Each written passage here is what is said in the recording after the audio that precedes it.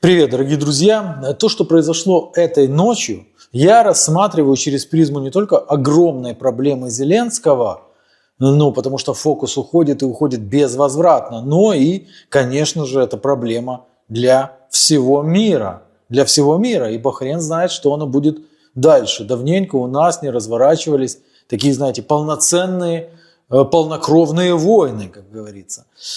Не далее, чем месяц назад мы следили за тем, как две ядерные державы, как это ни странно звучит, Пакистан и Индия, начали там шебуршить. Слава богу, что все обошлось без бойни, но только первопричины конфликта по-прежнему не устранены.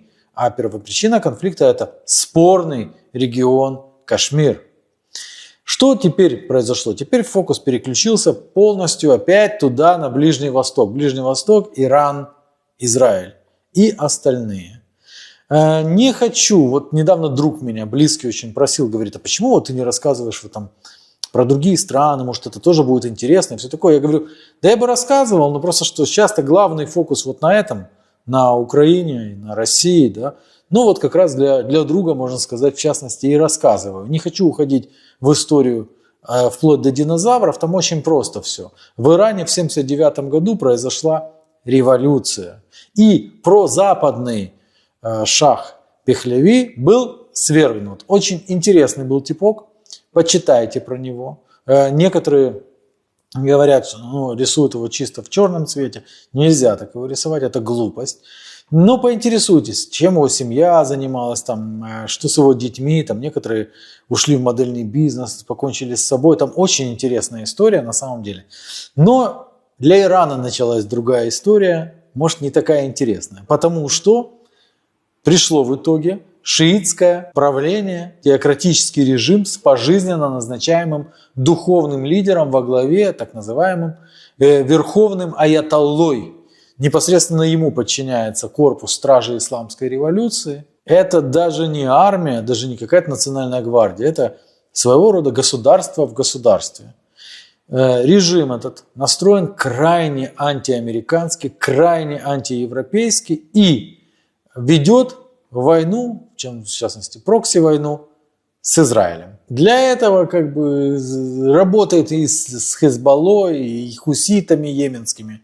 Также шииты планировали обзавестись ядерным оружием. С тех пор много воды утекло. Но, конечно, когда к таким ребятам попадает ядерное оружие, это волнует, я вам скажу, не только европейский мир, но это должно волновать и всех, в том числе развитый цивилизованный мусульманский мир тоже не в восторге от того, что у таких ребят в руках может оказаться ядерная бомба. И вот при Обаме было достигнуто уже вот-вот.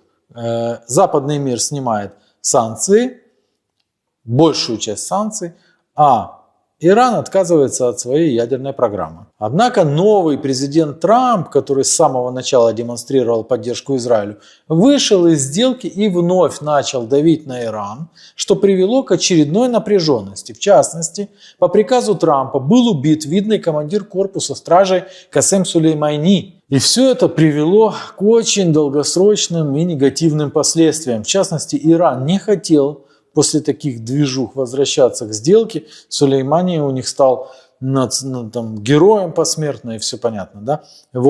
Не хотел возвращаться к сделке, не получив каких-то компенсаций. И плюс они себе полагали, да нафиг нам это надо, у вас опять администрация сменится, и курс сменится опять на 180 градусов. При этом в регионе продолжалась гибридная война. Переломным моментом стала атака, конечно, 7 октября 23-го, после которой началась бойня в секторе Газа. Она продолжается до сих пор. Тогда еще эксперты говорили, что это воронка, которая затянет весь Ближний Восток. Я говорил о том же самом, что не надо думать, что вот сейчас купировав, уничтожив ублюдков, которые тогда убивали мирных людей и так далее, вы просто уничтожите эту проблему. Да нет, не уничтожите. С учетом того, что мощный Цахал не может взять под контроль за 1,5 года окруженный клочок прибрежной полосы и освободить всех заложников, спецслужбы провели масштабную диверсию, которая значительно подкосила боеспособность Хезболлы, им поставили заминированные пейджеры. Операция вышла очень и очень красивой, если можно так говорить о таких операциях, да, неожиданной, крайне неожиданной. А заметьте, они, помимо, конечно, бомбардировок, которые не имеют ничего общего с человеколюбием, иногда бьют очень и очень четко и метко по лидерам того движения, которое их смущает. При этом хуситы продолжают обстреливать Израиль, даже несмотря на то, что по ним пришла серия ударов в Йемене со стороны Штатов. Но все же наибольшую опасность для жизни на земле представляет прямое столкновение Ирана и Израиля. К примеру, в апреле прошлого года Тегеран запустил ответку за удар по его консульству в Сирии и подняли в небо 350 ракет и дронов. Официально были сбиты 99% снарядов, но такая высокая эффективность ПВО связана была с тем, что отражать атаку помогала союзная коалиция. Это, к слову, шокировало тогда Зеленского, который не понимает, почему НАТО точно так же не может закрыть небо над Украиной. И вот Трамп опять становится президентом и опять по новой начинает давить на Иран, поставив им определенные сроки. Они должны вернуться к сделке, передать свое оборудование по обогащению урана какой-то третьей стране. Ядерное топливо будет поставлять международный консорциум. Тегеран такие условия принимать отказался. А в стране, между тем, накопилось уже более 400 килограмм урана. И обогащение там 60%. Это достаточно для 9 ядерных зарядов. И это, конечно, проблема. В последние дни стало понятно, что что-то готовится. К сожалению, многие люди не были уверены полностью и поэтому пропустили падение рынков, потому что на это активно реагируют рынки. То есть нефть начинает расти. Вот, кстати, очень мощно опустили цены на нефть для Российской Федерации. Все мечтали об этом, мечтали, но теперь $120 за баррель – это абсолютно реальная цена в ближайшее время. Вот. И было понятно, что что-то готовится. Якобы Белый дом хотел продолжать переговоры, но Израиль готовился, а без военной поддержки Штатов и результативность операции была бы сомнительной. Трамп во время последнего разговора с Путиным говорил о ситуации с Ираном больше, чем об Украине, кстати. Поэтому последующие заявления, там такие, несмелые о том, что Штаты не знали, мы, конечно же, поставим под сомнение. Штаты знали, и впоследствии Трамп подтвердил, да, знали. Более того, этот удар на 61-й день после того срока, там 60 дней, который он дал Тегерану. И, в общем, все, давайте теперь. Короче, Трамп выбрал вот такую позицию и, конечно же, помог Израилю осуществить вот это вот. МАГАТЭ со своей стороны начали распространять заявление, что Тегеран жестко не соблюдает свои обязательства и потребовал объяснений. На это иранский президент Пезешкиан ответил, что строительство ядерных объектов продолжится, бомбардировки не смогут их уничтожить, они надежно защищены. Госдеп США предупредил своих граждан об опасности. Всего за несколько часов Трамп сказал, что обстрел со стороны Израиля вполне возможен, хотя он предпочел бы урегулировать споры дипломатическим путем. И вот ночью началось, пятница 13-е, нация львов. Как уже стало известно, израильская агентура проникла в сердце Ирана, в назначенный час нанесла удары по системам ПВО, в том числе с установок, размещенных на транспортных средствах, а также с секретной базы ударных беспилотников. И все это было сопряжено еще с ударами с истребителей, 200 истребителей, которые выпустили под 300 ракет, и это еще только начало. Что-то мне напоминает вот это вот беспилотники там где-то. Просто когда я смотрю на тупую рожу малюка, и когда я читаю вот этот бред о том, что это малюк все придумал, взлетающие в Российской Федерации беспилотники, меня такие сомнения берут, гложат. Только недавно наркоман рассказывал, что их операция вызвала восторг у Моссада. Со своей стороны Москва теперь может коситься на израильтян и думать, а не они ли подсказали, с учетом того, что у Израиля достаточно взвешенная позиция по войне в Украине, и они рьяно не становятся на сторону Зеленского, да, они стоят как бы на стороне украинского народа, мирных граждан. То есть очень правильная, мне кажется, нормальная позиция.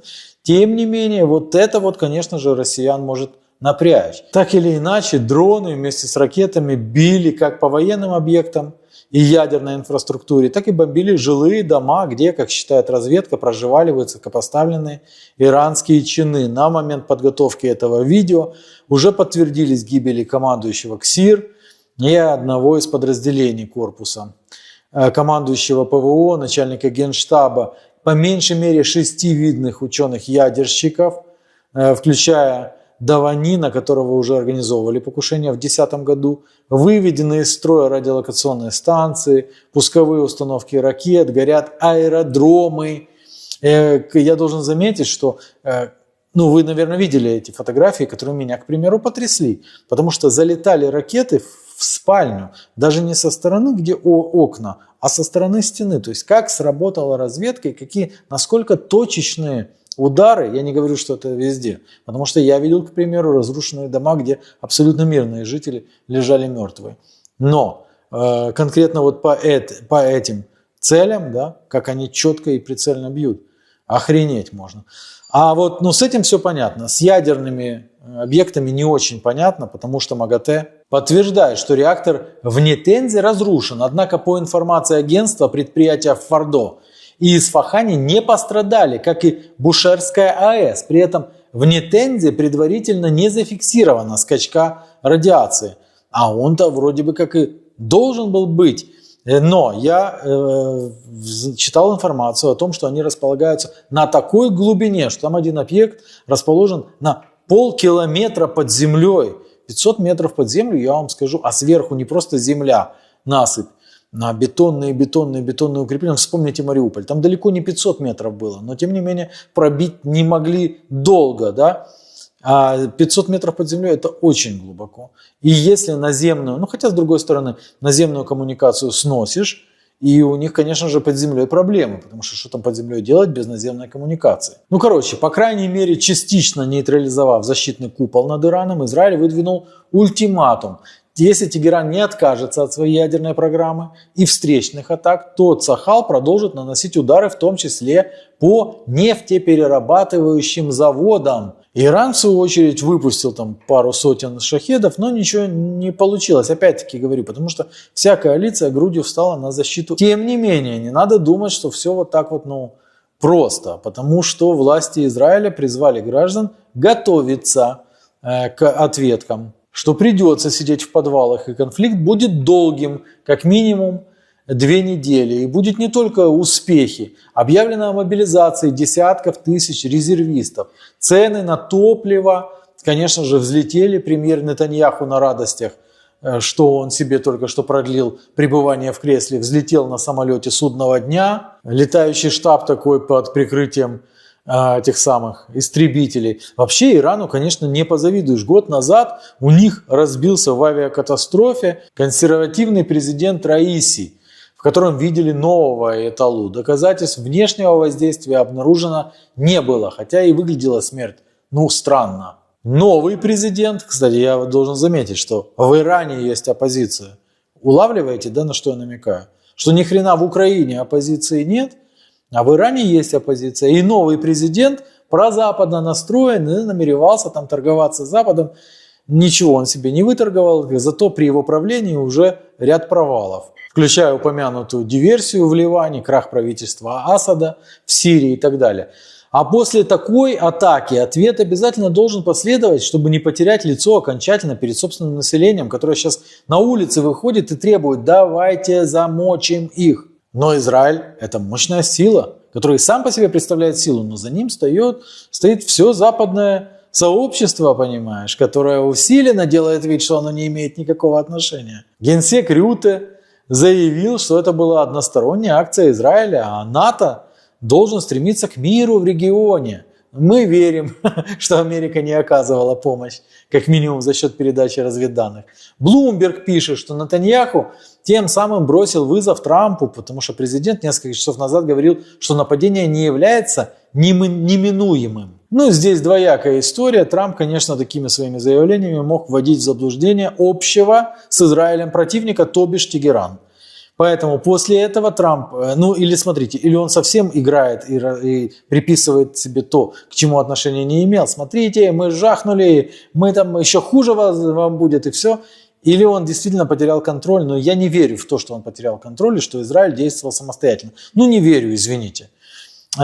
Теперь же штатам, чьи базы находятся там, будет сложно не вмешиваться, а Израилю только и надо, чтобы Штаты вмешались. Когда-то была проведена Израилем даже очень такая, не слишком чистая операция, когда они должны были устроить, я честно не помню, по-моему, или устроили, должны были устроить террористические акты под чужим флагом, но были разоблачены и пойманы. Тогда они хотели кого-то тоже втянуть в войну. Не припоминаю, но вы явно вспомните, погуглите, да и я сейчас погуглю и тоже вспомню. Поэтому Израилю надо, чтобы были втянуты Штаты. При этом, по крайней мере, до конца 24-го было понятно, что Сирия – это союзница Ирана, а теперь это пороховая бочка. На Западе опасаются, что радикальные группировки убьют ее нынешнего лидера, который сейчас хороший, но вообще-то раньше он был не очень хороший. И он, по крайней мере, избегает открытого конфликта с Израилем. И тогда там начнется просто жесть. Там начнется гражданская война, о чем я и говорил. О чем я и говорил, когда они этого бородача там зацеловывали в попку, что на самом деле там сейчас будет война всех против всех. Говорил же. И тогда что там будет? Опять ИГИЛ или что-нибудь еще пострашнее. Хотя пострашнее ИГИЛа и представить себе сложно. Вот тогда они за голову возьмутся. Только а смысл будет тогда за нее браться? МИД РФ возложил на израильское руководство ответственность за неспровоцированные удары и сознательное взвинчивание ставок. Даже МИД Украины высказался неоднозначно. Иран хоть и поставляет оружие РФ, нам это не нравится, но продолжение боевых действий может иметь негативные последствия для международной безопасности. В исламском мире данную операцию Израиля также восприняли негативно. И Турция, и Саудовская Аравия высказали свое отношение, осудили Израиль. Очевидно, примеряют на себя. Но здесь надо понимать, что, допустим, резню в секторе Газа тоже все осуждали, но выступили в поддержку только хуситы, маргинализированные хуситы. А вот эти вот осуждающие, просто осуждали. Трамп сейчас пытается показать, что нация львов – это мощный шаг к миру через силу. Говорит, что те радикалы, которые отказывались от сделки, мертвы, поэтому лучше ее заключить сейчас, пока для Ирана не стало слишком поздно. Для всех может стать слишком поздно. Иран уже заявил о своем выходе из сделки. Уже официально заявил о своем выходе из сделки. Подождем, может быть, чуть подостынут, но для Штатов же тоже ничего хорошего. Штаты не по своей воле будут втянуты в войну, а для Штатов это вереница гробов и колоссальные государственные траты. Это в условиях сейчас, нынешних. Отсюда же вытекает, во-вторых, цены на нефть отреагировали еще до первых прилетов. На фондовом рынке волнения. Иран может начать блокировать суда в Ормузском проливе. Тогда понятно, что и цена за баррель улетит. Но страны-импортеры, в них начнется инфляция, скорее всего. А именно подорожание жизни стало основной причиной провала демократов на прошлогодних выборах в США. Надо еще, чтобы ЕС установил потолок цен на российскую нефть, чтобы та перестала поступать на мировой рынок. И это приведет к оздоровлению европейской политики.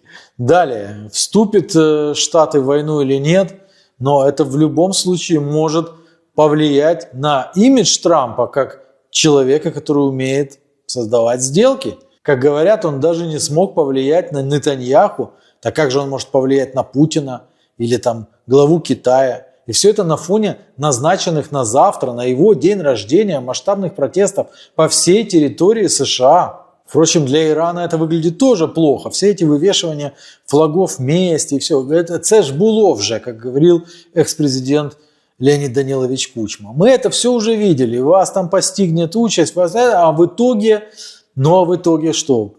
Против лома нет приема. И поэтому он ограничится, возможно, символическими актами, после которых отмененные переговоры возобновятся, только позиция будет уже намного слабее. Возможно, еще будут показательные обстрелы. Уже запрошено заседание Совбеза ООН, на котором Иран, скорее всего, поддержит Россия и Китай. Но воевать за него они не станут. На Банковой, конечно же, задаются вопросом, почему Трамп сказал, что это прекрасная операция Израиля, но осудил при этом операцию Киева, который ударил по стратегам. Возможно, сейчас эти тупоголовые свиньи думают, а может мы еще что-нибудь сейчас в России взорвем. Кстати, по моей информации, вот неделя еще идет, они на этой неделе там что-то намеревались, какой-то проект. Я думал на День России, но День России вроде прошел спокойно. Но неделя еще не закончилась. Вот, может быть, они сейчас задумают что-то взорвать, для того, чтобы белому господину понравилось. Они же такие, мозг там на уровне мартышки. С другой стороны, для Киева это очень и очень плохо, потому что внимание все переключается, конечно, на Ближний Восток. Это факт. Можно сказать, ну что, теперь шахедов нет. Производство шахедов локализовано в Российской Федерации, поэтому на количество ночных обстрелов и на их ужасающие последствия это не повлияет аж никак. Вот третий вопрос, это ядерная безопасность. Этот вопрос волнует реально всех. Если реально объекты не пострадали, а я думаю, как минимум 2 объекта не пострадали, это не приведет к тому, такие удары не приводят к тому, что кто-то сворачивает производство ядерного оружия, а оно ускоряется, скорее всего. И они, возможно, ускорят сроки производства своего ядерного оружия. Несмотря на то, что эти заминусовали там несколько ученых, найдут других ученых, деньги под это найдут тоже. Вот. И захотят сделать это оружие. Неизвестно, как они смогут его доставить в Израиль, да, учитывая там железный купол и все остальное. Но, честно сказать, получение Ираном ядерного оружия снизит порог его использования, не дай бог, ну и у других появится желание тоже получить свою ядерную бомбочку. Это крайне плохо. И вместо того, чтобы это дерьмо убрать вообще с лица планеты, имею в виду ядерное оружие, конечно, его, наоборот, будет становиться все больше. Это, конечно, хреново. В общем, как всегда, наблюдаем. Надеюсь, вам было интересно. Постарался, очень понятно, и мне тоже интересна эта тема.